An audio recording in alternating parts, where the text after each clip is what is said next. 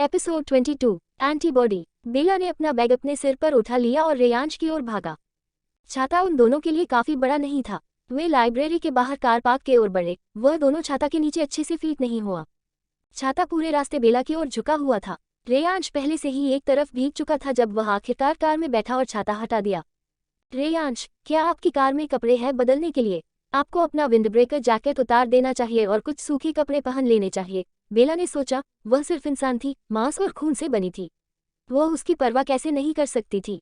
रेयांश उसके प्रति बहुत अच्छी थी और वह ये जानती थी। वह उसकी ईमानदारी से इतनी प्रभावित हुई कि उसने उसे संबोधित करने के तरीके को बदल दिया, यहाँ तक कि उसे खुद भी इसका एहसास नहीं हुआ। रेयांश ये सुनकर खुश थी कि बेला ने उसे उसके नाम से पुकारा था। वह मुस्कुराया और कहा, चिंता मत करो, ये विंडब्रेकर जैकेट वाटरप्रूफ है। फिर तो ये ठीक है। मैं नहीं चाहूंगा कि आप बारिश में भीगकर बीमार पड़ जाएं। मुझे बहुत बुरा लगेगा। ओह, लेकिन मैं बीमार होना चाहता हूँ। मेरे बीमार होने पर तुम मुझसे मिलने आओगे, है ना?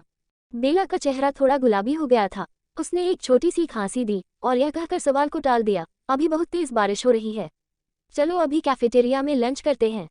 ठीक है। रेयांश ने स्टीयरिंग व्हील घुमाया और सी यूनिवर्सिटी के एक कैफेटेरिया 3 की ओर चला गया। उसने बेला को कैंपस के बाहर कहीं लंच पर ले जाने की प्लान बनाई थी।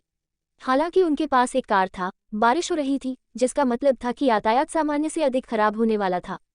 वे कैफेटेरिया में घुस गए। अंदर कपल्स हर जगह थे, एक दूसरे को चम्मच से खिला रहे थे और खाने से ब्रेक लेकर चुंबन के आदान प्रदान तक कर रहे थे। इन कपल्स को ऐसा नहीं लगा कि उनके मुंह चुंबन के लिए अभी थोड़ा बहुत बंद हो सकते हैं। बेला इन कपल्स को देखने के प्रति उदासीन रहते थे। हालांकि अब उसे यह डिस्गस्टिंग लगा। उसने अपनी निगाहें हटा ली और रेयांश का पीछा करते हुए अपने ठीक आगे एक निश्चित बिंदु पर दृढ़ता से घूरने लगी। उन्हें खिड़की के पास एक जगह मिली जहां 2 खुली कुर्सियां थीं। रेयांश ने कहा, बैठो, मैं हमारा खाना लेकर आती हूँ। रेयांश एक सच्चे जेंटलमैन था। बेला ने उसके साथ लंच करके बहुत अच्छा समय बिताया। यह उस रात के महंगे इटालियन डिनर जिसकी कीमत 1,14,000 रुपये से अधिक थी उसकी तुलना में बहुत ज्यादा अच्छा था। दोपहर के लंच के बाद रेयांश उसे लाइब्रेरी ले गई। वह पूरी दोपहर उसके साथ बैठा रहा। उन दोनों ने अपने ग्रेजुएशन थीसिस के संदर्भों को खोजने में खुद को व्यस्त कर लिया। जब भी वे थक जाते थे और आराम की जरूरत होती, वे ऊपर देखते और एक दूसरे को देखकर मुस्कुराते। जैसे जैसे दिन गुजरते गया, उनके बीच की दूरी धीरे धीरे कम होती गई। सप्ताह के बाकी दिनों में रेयांश हर सुबह बेला के लिए नाश्ता लेकर आती थी। दोनों लंच और डिनर भी साथ में करते थे। यहाँ तक कि जब वह व्यस्त था तो उसने खाने के समय उसे दिन में 3 बार फोन करता था। उसने उसे फोन पर बताता कि वह क्या कर रहा था और जानना चाहता था कि वह क्या कर रही है, क्या वह ठीक है। उसने उससे ये भी पूछा कि क्या वह वीकेंड में उसके साथ बाहर जाएगी। बेला अभी भी अध्यांश के फोन कॉल का इंतजार कर रहा था। अब शुक्रवार था और अभी भी उसे अध्यांश से कोई रिस्पॉन्स नहीं मिली थी। वह इवान को फिर से फोन नहीं करना चाहती थी और नहीं कहना चाहती थी कि वह कुछ करे। इसके अलावा सार्थक और अभय से इस बारे में पूछना और भी अधिक एम्बैरसिंग थी। इसलिए उसने पूरे सप्ताह इंतजार किया था। शुक्रवार दोपहर को दिन की अपनी अंतिम क्लास के बाद उसने रेयांश से माफी मांगी, जो उसके साथ वीकेंड बिताने के लिए उत्सुक थी। रेयांश, मैं इस सप्ताह के अंत में तुम्हारे साथ बाहर नहीं जा सकती। कोई आने वाला है, मुझे अपने अपार्टमेंट में वापस जाना है। ओह, कौन आने वाला है? क्या मैं तुम्हारे साथ चलूं? रेयांश ने बेला के साथ अपने रिश्ते में अभी थोड़ी प्रगति की थी और इसलिए अब उससे अलग होने के लिए अनिच्छुक थी। हालांकि वह जल्द ही ग्रेजुएट होने वाला था और उसकी ग्रेजुएट थीसिस लगभग पूरी हो चुकी थी, फिर भी वह बहुत व्यस्त व्यक्ति था। स्टूडेंट काउंसिल के मेंबर के रूप में उसके पास अभी भी न केवल अपने डिपार्टमेंट के लिए बल्कि सामान्य रूप से विश्वविद्यालय के लिए भी जिम्मेदारियां थीं। वह बेला के साथ रहने का समय निकालने के लिए दिन में केवल 3 या 4 घंटे ही सोता था। आखिरकार ये लंबे समय से प्रतीक्षित वीकेंड था जब वे दोनों बिना किसी रुकावट के एक साथ समय बिता पाएंगे और बेला कैंपस में भी नहीं जाने वाली थी। बेला को समझ नहीं आ रहा था कि क्या कहे। उसे अपार्टमेंट लौटना पड़ेगा, इवान ने इस पर जोर दिया था। उसे अपना वीकली हेल्थ चेकअप करवाना था। हालांकि उसने नहीं सोचा था कि उसके साथ कुछ गलत था। इवान डॉक्टर थी, वह नहीं। अगर उसने सोचा कि उसके लिए हर हफ्ते चेकअप करवाना जरूरी है तो वह बहस करने वाली कौन थी। बेला की आवाज कोमल और गर्मजोशी से भरी थी जब उसने कहा, यह मेरा गार्जियन है। जब हमारे पास समय होगा तो मैं आपको उनसे मिलाऊंगा। क्या बेला कह रहा था कि वो उसे उसके पेरेंट्स से मिलवाना चाहती थी? रेयांश ये सुनकर बहुत खुश हुई। उसने बार बार सिर हिलाया और कहा, ठीक है, अगर कुछ हो तो मुझे बुला लेना। फिर उसने पूछा, क्या तुम्हारे पास पर्याप्त पैसा है? तुम्हारा पेपाल अकाउंट क्या है? मैं तुम्हें कुछ पैसे भेजूंगा। क्या? मेरे पास पेपाल अकाउंट नहीं है, बेला ने हकलाते हुए कहा। ये कहते हुए उसने अपना सिर नीचे कर लिया, दोषी और ऑकवर्ड महसूस कर रही थी। उसके पास एक पेपाल अकाउंट था, लेकिन अभय का इस पर पूरा पर्यवेक्षण और नियंत्रण था। यदि कोई लेन देन होता है तो उसे तुरंत सूचित किया जाएगा। यही कारण था कि बेला रेयांश को अपना पेपाल अकाउंट नहीं देना चाहते थे। अगर उसे उसके अकाउंट के बारे में पता होता और उसे पैसे ट्रांसफर करता तो अध्यांश को इसके बारे में पता चल जाता। वो नहीं जानती थी कि अध्यांश उसके बारे में क्या सोचेगा। जहां तक रेयांश की बात है, उसने जो कहा उसे सुनने के बाद बेला के लिए उसकी सहानुभूति और गहरी हो गई। उसके अभिभावक ने उसके लिए बैंक अकाउंट तैयार करने के बारे में कैसे नहीं सोचा। ये बिल्कुल अन्याय था। जब रेयांश बिना कुछ बोले अपने फोन पर व्यस्त था तो एक लंबे क्षण की खामोशी छा गई। उसने उसके लिए एक नया पेपाल अकाउंट रजिस्टर करने के लिए अपने स्वयं के बैंक कार्ड का उपयोग किया, फिर उसे अकाउंट नंबर और पासवर्ड भेजा। उन्होंने कहा, हो सकता है कि मैं इस सप्ताह के अंत में शहर में न रहूं। यहाँ इस खाते का उपयोग करें। अब तुम्हें किसी बात की चिंता नहीं करनी पड़ेगी। बेला, उसका फोन उसके हाथ में ही रहा जब वह पैक करने के लिए अपने डॉर्म रूम में लौटी और अपने मालवांत एरिया के अपार्टमेंट में वापस जाने की तैयारी करने लगी। नैना ने देखा कि बेला बेख्याली बैग पैक कर रहे थे। उसने उसका कंधे पर हाथ रखा और पूछा, क्या हुआ? क्या कोई बात तुम्हें चिंतित कर रही है? बेला ने नैना की ओर देखा। वह जानती थी कि रिश्ते के मामले में वह समझदार और बुद्धिमान थी। उसने नैना को अपना फोन दिखाया। यही मुझे परेशान कर रहा है। रेयांश ने मुझे एक पेपाल अकाउंट दिया। मुझे नहीं पता कि इसके बारे में क्या करना है। नैना फोन को देखने के लिए झुकी, फिर हंसी और उसकी पीठ थपथपाई। नॉट बैड, ऐसा लगता है कि हमारा क्लास रेप एक बॉसी सीईओ बनने की कोशिश कर रहे हैं। एक मामूली इनकार और वह आपको एक पेपाल अकाउंट दे देता है। लिटिल सिस, इस अकाउंट को रखो और अपनी बहनों के लिए स्मृति चिन्ह के रूप में इससे कुछ खरीदना याद रखें। बेला को यह सुनकर समझ नहीं आ रहा था कि वह हंसे या रोए। उसने अपना सिर हिलाया और कहा, मैं इसका यूज नहीं करने जा रही हूँ। यदि मैं इसका यूज करना चाहूंगी तो रेयांश को इसके बारे में पहले से बता दूंगी। मुझे इसका यूज करने का अधिकार नहीं है। मेरे लिटिल सिस्टर, तुम कितने ईमानदार हो। नैना ने उसके माथे पर धीरे से थपथपाया, फिर मुड़ी और अपना बैग ले लिया। मैं घर जा रहा हूँ, आपसे अगले हफ्ते मिलते हैं। उसके सभी रूममेट जा चुके थे। बेला जाने वाले आखिरी व्यक्ति थे। उसने एक टैक्सी के लिए फोन किया और शहर के एक घुमावदार यात्रा के बाद मालवांत एरिया में 28 मंजिला ब्लॉक सी अपार्टमेंट इमारत की सबसे ऊपरी मंजिल पर अपने डुप्लेक्स अपार्टमेंट में पहुंची। तब तक लगभग अंधेरा हो चुका था। इवान पहले से ही अंदर इंतजार कर रही थी। जब उसने उसे अंदर आते देखा तो उसने तुरंत उसका हाथ पकड़ लिया और पूछा, तुम्हें इतनी देर क्यों लगी? चलो, मैं तुम्हारे कुछ टेस्ट करूंगा। बेला उसे देखकर बहुत हैरान हुआ। इवान भाई, आज तुम यहाँ क्यों हो? आज शुक्रवार है, मुझे लगा कि तुम कल आ रहे हो। इवान ने एक हफ्ता अत्यधिक उत्तेजना की स्थिति में बिताया था। अध्यांश ने उसे जो डेटा दिया था उसका उपयोग करके उसने वायरस के लिए निर्माण प्रक्रिया को रिवर्स इंजीनियर किया था। हालांकि वह इस बात की गारंटी देने में सक्षम नहीं थी कि रिवर्स इंजीनियर दवा मूल के समान ही काम करती है। आखिरकार वह ओडा मसाओ के उदाहरण का बहुत अच्छी तरह से अनुसरण नहीं कर सका और जीवित सांस लेने वाली महिलाओं, अपने साथी देशवासियों पर इसका परीक्षण नहीं कर सका। डेटा के दो सेटों की तुलना करने पर उन्होंने कुछ बहुत ही दिलचस्प चीज की खोज की।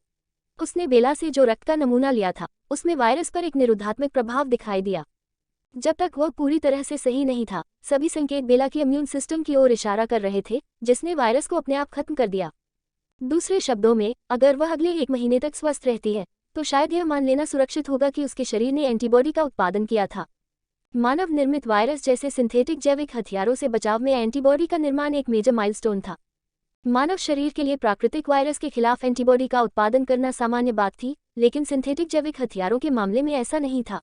यह H3F7 के लिए विशेष रूप से सच था, जिसे विशिष्ट मानव लक्ष्यों को ध्यान में रखकर बनाया गया था। इन मानव लक्ष्यों के लिए आवश्यक एंटीबॉडी का उत्पादन करना संभव नहीं था।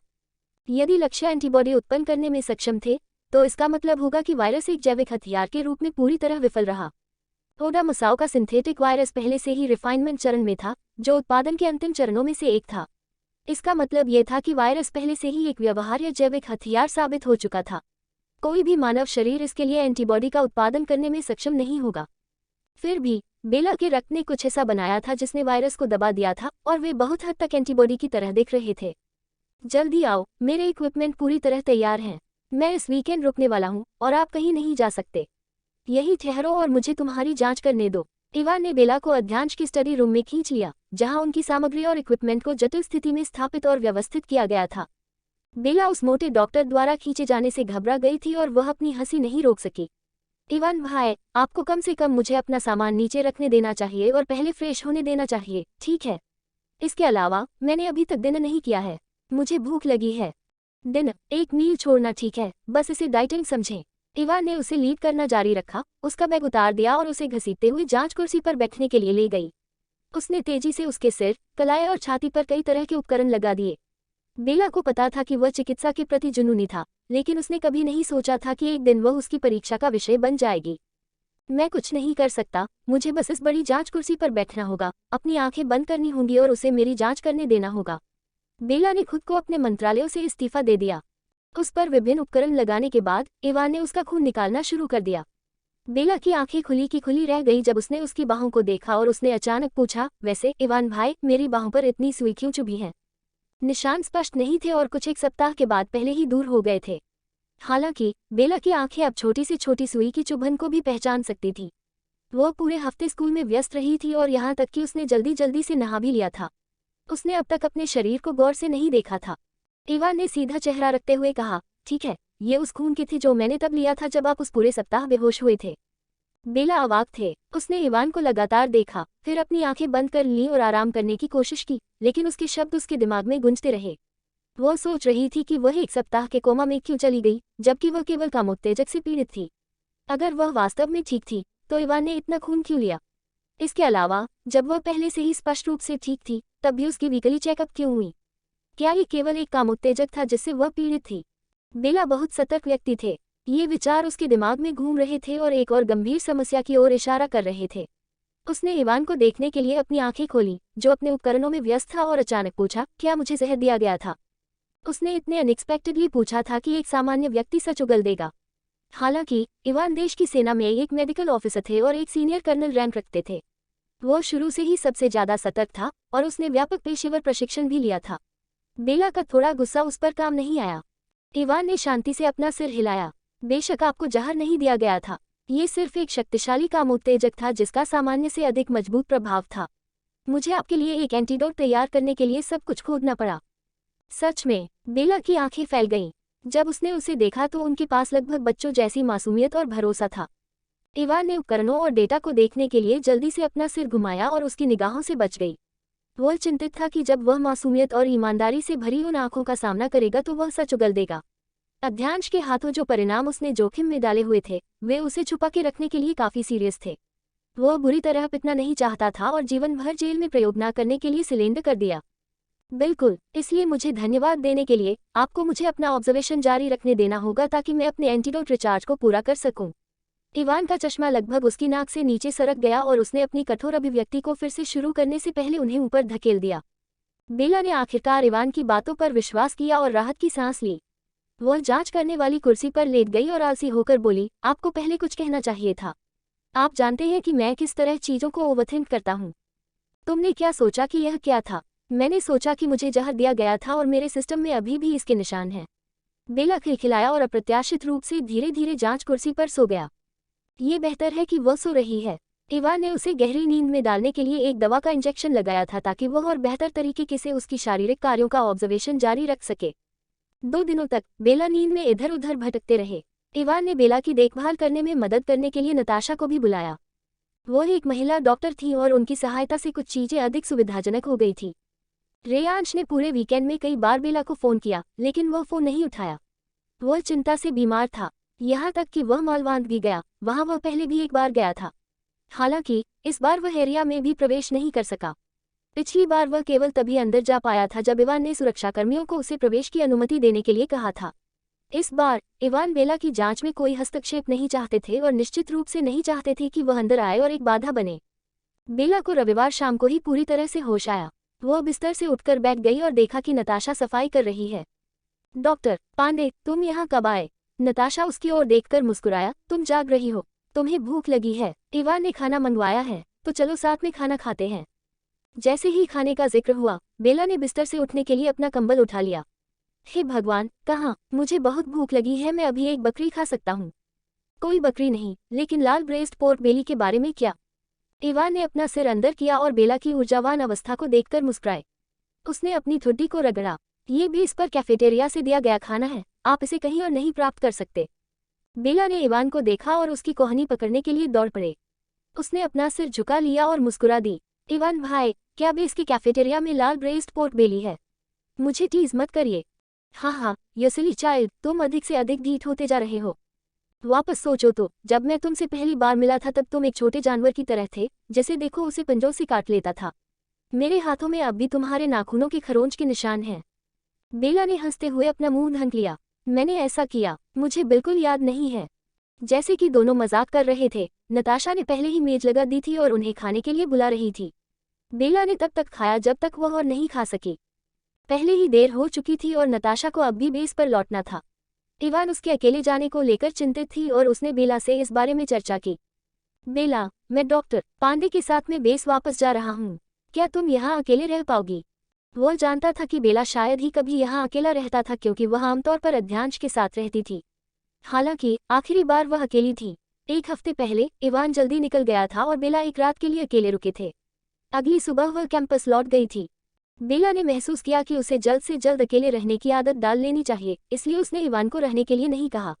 नताशा के लिए अकेले बेस पर वापस जाना ठीक नहीं था और इससे भी महत्वपूर्ण बात यह है कि बेला को पता था कि इवान के मन में नताशा के लिए भावनाएं हैं, लेकिन वह उसका पीछा करने का साहस नहीं जुटा पा रहा था। इवान बेला के लिए बहुत अच्छे थे, बेशक उसे एहसान वापस करना पड़ा। बेला ने उसे आंख मारी। चिंता मत करो इवान भाई, डॉक्टर पांडे के साथ वापस जाएं। मुझे अभी भी बहुत कुछ करना है। इवान ने नताशा की ओर रुख किया। डॉक्टर पांडे, मेरे पास अभी भी आपके साथ चर्चा करने के लिए कुछ डेटा है, हम इसे रास्ते में ही कर सकते हैं। ठीक है, मुझे भी कुछ मामलों पर आपसे परामर्श करना है। नताशा अपना लैपटॉप बैग लेने के लिए उठी।